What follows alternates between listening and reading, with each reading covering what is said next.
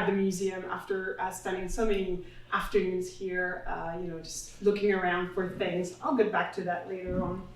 And also I want to take this opportunity to thank my little LA community with, I have a friend here, Laurie, who's hosting me later on Sunday, because my LA friends are also making this book talk possible by hosting me. So, and they've also supported me all these years.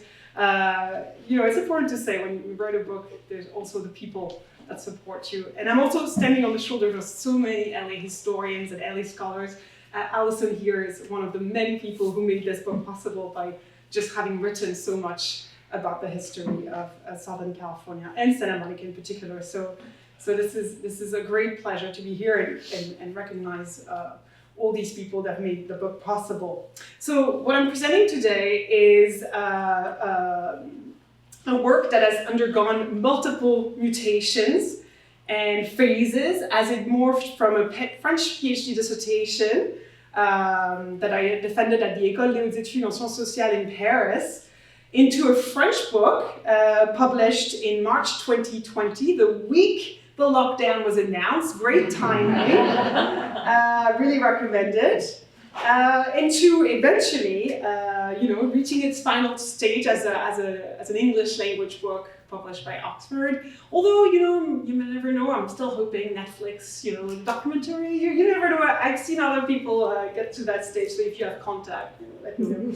But in any case, that's a great, I'm really, really happy that I've been able to bring it to the audience that it matters the most to, that is people living in Los Angeles. And as the project evolved, so did its title. So in French, we have La Rue vers le Sable, which became Sandrush without the because apparently it's more hard-hitting, Sandrush.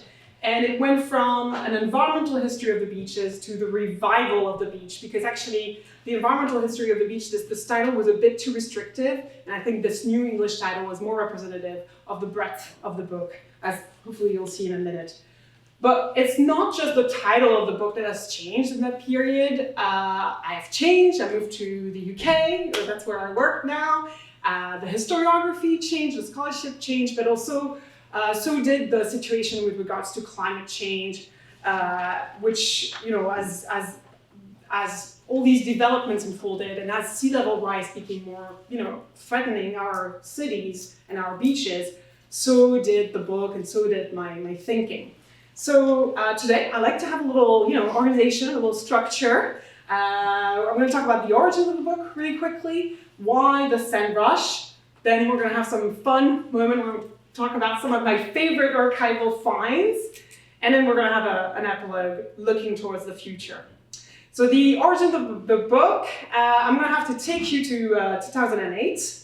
This is when I arrived to Los Angeles as a visiting student at UCLA. You can tell it's 2008 because it's pretty crappy resolution. That's from my camera at the time.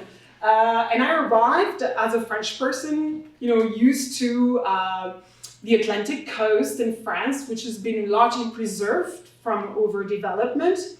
And I arrived in front of this, quite developed beach area, and my reaction was one of shock and fascination. How come people had thought that it was a good idea to, build parking lots, a freeway, houses, apartment buildings on the sand? Like, why did people decide to build all that, like right by the ocean? Who could ever think that this was a good idea? And so a bit later, I started spending a lot of time at the public library, at the Santa Monica History Museum, and that's where I discovered those images from the late 19th century. And as you can tell, I'm comparing the picture when I arrived here and the pictures from the past, and it became obvious to me that those narrow beaches of the past had very little to do with those wide beaches of today. And when comparing these two photographs, is really what prompted the initial questions for the research. That is, what happened between these two photographs? When and how did this radical transformation of the landscape happen? And more importantly, how come Angelenos had seemingly completely forgotten about it? Because there was nothing out there about this transformation. And so these questions eventually led me to the archives of the city of LA, the archives of engineers, and the association they created to save the beaches.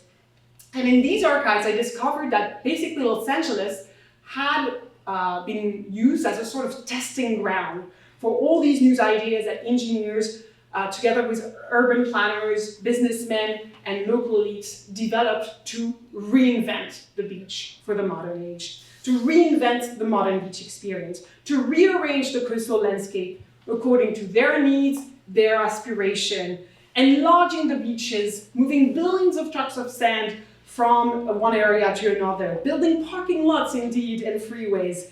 And so this led to the central conclusion of the research, which is that, like most shorelines across the world, the beaches in LA are, and when I say LA, I'm including Santa Monica here, more of a LA as in the Santa Monica Bay, that those beaches are artificial and can hardly be called natural anymore. They are what we could call hybrid environments, where the lines between what's artificial and natural are incredibly blurred. Now let's talk about sand rush. And I'm again going to take you to the beaches, but this time we're going to go back in time and go to the early 20th century, which is when a sand rush starts. So in the early 20th century, the beaches of LA, whether in Venice or in Santa Monica or elsewhere, although Venice is very represented here, the beaches of LA were dirty, crowded, and eroded. Pollution from untreated sewage, this is what you see over there, industrial effluents, and oil extraction was a critical issue. And the majority of the coastline was private and thus inaccessible to the public. Erosion was so severe that some of the most famous beaches of the regions were on the verge of disappearing altogether. And to make matters worse, the turn of the century beach amusement parks that had once, been these symbols of modernity and had, been a place of great fun, and they were still the place of great fun, but were not appealing to middle-class tastes anymore. They were considered cheap, vulgar, artificial. This wasn't just a problem in LA, this was actually a US-wide phenomenon. It was the same case on the East Coast and in the Midwest and lake beaches as well. All these deteriorating amusements, these eroded shores, these teeming crowds. In other words, in the early 20s, what I realized was happening is that the urban beaches across America were experiencing something of a crisis. And this is when sand rush starts. Beginning in the 20s and reaching a peak in the post-war year, reinventing the beach for the metropolitan age became the obsession of a group of engineers, urban planners, business people, politicians, and city leaders. This was a national trend trying to, make this ideal modern beach happen. But what I explain in the book is that these efforts were particularly dynamic in LA. That's where the sad states of the beaches really unleashed a sand rush of sorts, a sand rush of self-appointed beach experts who saw the city's fate as tied to its shoreline and who set on to remake the beaches by using modern planning and engineering methods. So these are some of the men I'm going to talk about and whose archives I've used quite a lot. What I found is that by the 1930s, what I call the LA Beach Lobby had coalesced around civic organizations like the California Beaches Association and around important figures such as George Hilty, the superintendent of recreation for Los Angeles, or Mauro P. O'Brien, who is a Berkeley engineer. And these people at first looked east for inspiration. They thought that the best beaches were in Europe or on the East Coast, Robert Moses, for instance, having done a lot of great work on Long Island. But very quickly, they started proposing their own innovative solutions to coastal issues. In the 30s and 40s in particular, they wrote loads of reports, etc. And in the years following the Second World War, as California experienced this enormous demographic growth and saw also economic growth, which meant that there was money to apply those plans, the LA metropolitan region became the national leader in beach management, beach planning, and beach preservation. Coastal engineers accomplished a remarkable feat of enlarging the beaches up to 4 times their original size by using artificial beach nourishments from the dune and Hyperion. And and you can also see some of the accomplishments they did that they were very proud of. The Venice parking lot is one, and the other one you see is what was planned for Will Rogers State Beach, and this is actually a sketch by Paul Williams, who was a very important African-American architect. So within a few years, a new coastal landscape literally sprung up from the earth. Beautiful and vast sandy beaches, complete with those large parking lots, sparkling clean toilet facilities, and freeways. Now, the modernizations campaign most cherished, if little known legacy, is the fact that it opened up vast public spaces for Angelinos to express themselves and show off their bodies. There was a lot of money in post-war California, and with that money, the list of public beaches grew exponentially, and once widened and cleaned up, those shores became the training ground, for original beach cultures, from the surfing boom to the famous bodybuilding phenomenon in Muscle Beach. Now, the modern beach, as it was invented and imagined by that beach lobby I'm talking about, was not intended for all public, and it was an ideal of exclusion. These people were very inspired by the shopping malls of the time. They were inspired also by the new theme parks, for instance, obviously Disneyland and Anaheim, which opened in 1955. And so they used those models to remake the beaches following the needs of the white middle-class nuclear family. They really tried to prevent a white flight from the coast and provide a suburban experience at the beach. And how you did that? You did that by getting rid of some of the groups of beachgoers that didn't fit in that model, whether they were working class people, African American beachgoers, or those weird freaks at Muscle Beach. And this is especially the case in Ocean Park, a section of Santa Monica where you happen to have Muscle Beach, the historical African American beach, Bay Street Beach, the gay beach, Crystal Beach, and Ocean Park Pier with its, gambling concessions and other stands and hot dog stands, etc. So mostly working class leisure here. And so there, an alliance of real estate interests and city officials used planning and policing strategies to basically get rid of what had been a haven for gay, Black, and working class beachgoers. For many of them, never really found their way back here, at least not in the form that it had been. And indeed, Muscle Beach went down to Venice, where it still is today. The beach modernization campaign, see, that's where the slide should be. But anyway, the beach modernization campaign eventually came to an end in the late 1960s and early 70s.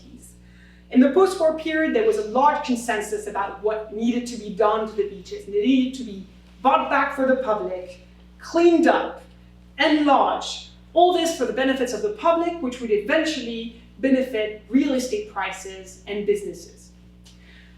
And for the conservationists, the old-style conservationists of the 50s, developing the beach and preserving the beach, this was kind of like going hand in hand.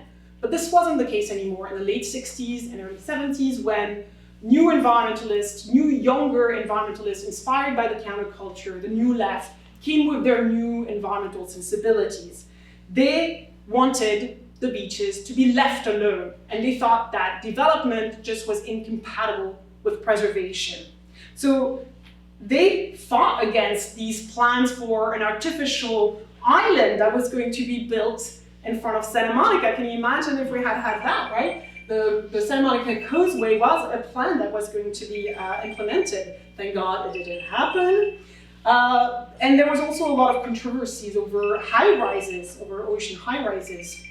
So these environmentalists, but also these, the Santa Monica renters movement, for instance, is an example of those new inhabitants and activists. They championed beach accessibility for all. including the poor and racial minorities. And they also wanted coastal ecologies to be respected. The controversy over oceanside high-rises and what some perceived as the Miamization of LA further contributed to the erosion of the beach lobby, pun intended. And finally, the rise of the new right and a growing distrust of big government eventually also fueled resistance against more public acquisition, for public beaches acquisition. So much so that by the late 60s, that LA beach lobby was no more. Yet its legacies are very much present on the shoreline, and the best example I can think of is that of the California Coastal Commission, which was created in 1972, and which is still to this day the state agency in charge of preserving and guaranteeing coastal access, but also regulating coastal development. And this is very much the product of those decades of campaigns that these members of the LA Beach Lobby pursued, thank you, because their members instilled a sense of entitlement to the beaches among Californians. Beaches were and are for the public. They are for Californians. And that unique sense we have, which I remember was very present during the COVID-19 lockdown when they tried to close the beaches, it comes from there. It comes from that long history of campaigning for public beaches. All right, interesting archival finds.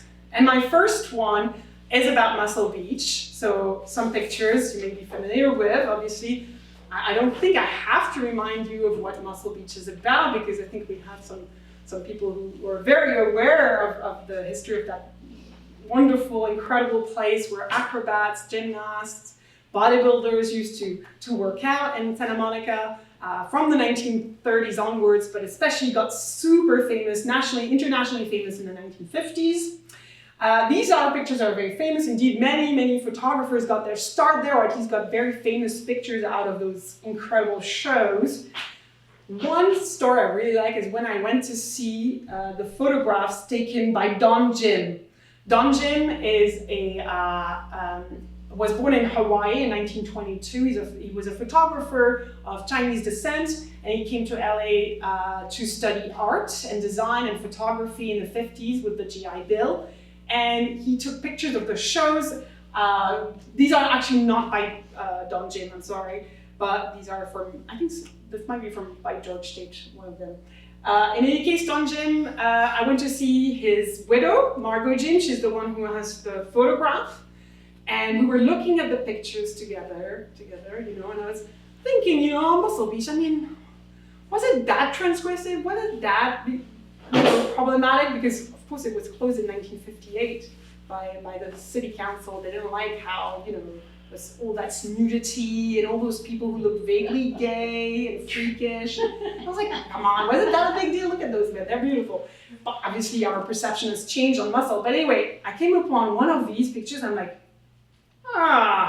okay. That was maybe what they didn't like. So interestingly enough, you didn't find any mention of cross-dressing, so-called drag shows in the written archives. Didn't see that anywhere. So it's interesting that photographs sometimes allow you to see something that you wouldn't see in other ways, that you wouldn't find in the archives in other ways, especially as bodybuilders were trying to distance themselves from this sort of, maybe subculture. So Muscle Beach was right next to Crystal Beach, where there were these gay bathhouses and bars. And so seeing this very, muscular man with those fake boobs and earrings, I was like, okay. And at the same time, you see people are really having a ball, they're enjoying it. Cross-dressing was also part of a sort of theater culture that was okay, but I feel like the semi-nudity here probably, made it. I could see at that point why the city council, some members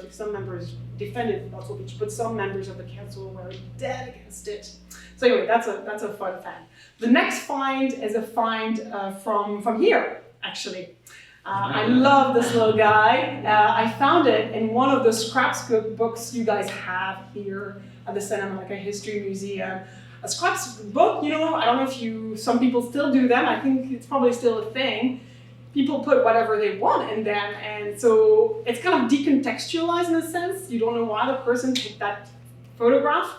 But in my particular book, I used this incredible picture of this 1.5-year-old because there's no better way to capture this incredible combination of fun, showmanship, and body cult that characterize the LA beach cultures. And it really sets it apart from other beach cultures anywhere else. And that shows how much Hollywood has had an influence, the body cult, the regional body cult had an influence. And yeah, that it was about beautifying your body while at the beach. You know, you weren't going to the beach to relax and just lie down. No, you were going to the beach to show off and exercise and beautify your body. So I really like the little Larry here. Another picture that Alison here, you know very well, is the picture here. So it's a bit less, it's a bit more serious question here. It's the building where the Ebony Beach Club was going to be open. So many of you here again know the story of how Black entrepreneur Silas White was going to open a beach club for African Americans here in LA. 2 months after buying it in 1957, the Santa Monica City Council used its power of eminent domain to purchase it at a very low price, preventing White from, developing this idea, which no doubt would have been a success. The city council won in court, and Silas White put up this sign here protesting what was very clearly racial discrimination. Santa Monica probably was very uncomfortable with the idea of having, a Black community here, prominently on the beach or very close to the beach. The parking lot that was supposed to be needed by the city council was never built, and today it's the Viceroy Hotel. Anyway, the story of that photograph is that when I was a volunteer, I was looking around.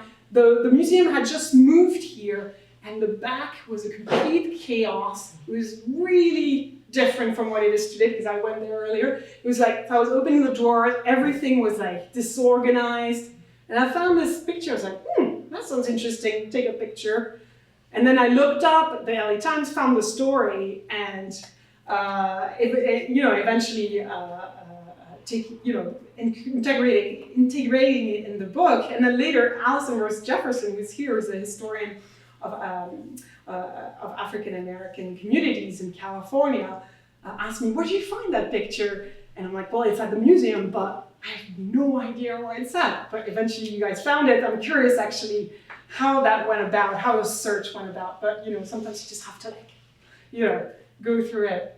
All right, final, it's not exactly an archival finds because these are very famous, easy to find photographs, but I like to put them, to mirror them and compare them. I used the JFK picture because, Nixon is really not winning. JFK clearly knew how to make it work on the beach and how to embody that sort of mid-century LA body culture of the time, the hipness of being youthful, nonchalant. He was actually visiting his sister who had a beach house, and there were all his bodyguards and the FBI, and he was like, no, I'm just gonna go for the little swim. And Bill Beebe, one of the photographers whose photographs are exhibited here, went down, went into the water in his suit and took pictures and made headlines. And the reason why it made headlines, the reason people loved it, is because here was this youthful president who was actually quite sick, right? But his secretary, with this Hollywood smile and just embodying that moment in time when Southern California was this incredible place that everybody was looking up to. Everybody wanted to move to California. Everybody wanted to surf in California. And then Nixon tried to repeat the maneuver 2 years later on Trestle Beach. He had a house in San Clemente. And this was for his 50th birthday. This was a photo op. And he was like, the idea was to show him relaxed but dignified.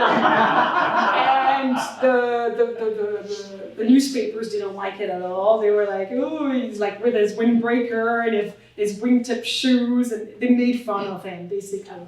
He just didn't embody that California cool that JFK had so, seamlessly and easily embodied at the time. All right, I'm reaching the end of my presentation, and I just want to talk a little bit about what we're, the future, right, of the beaches, and the present and the future.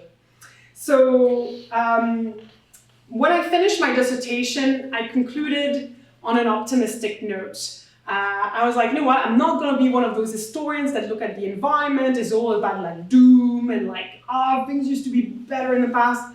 I actually, kind of provocatively said, you know what, those enormous interventions on the landscape, they brought a lot of social and economic benefits to the region, and the beaches, they're still there, they're holding up, they've not been destroyed by storms or hurricanes, as is sometimes the case on the East Coast or down south. And yes, back in the days, there were loads of discrimination, segregation, but today they're open to the public. They are a public good. So, well done. We can clap, clap. Except that when I revised the dissertation to write the book, things had changed, and climate change had very rapidly unfolded. And by that point, I was reading the kind of research that shows that by the end of this century, about 31% to 67% of Southern California beaches may be completely eroded. So these are the kind of research done by marine scientists and engineers that are really quite scary. And they show that LA beach lobby I talked about, they were able to grow the beaches during this period of incredible stability of the weather, and that period of stability is coming to an end. So in the LA region, the Malibu and Venice areas are particularly at threat.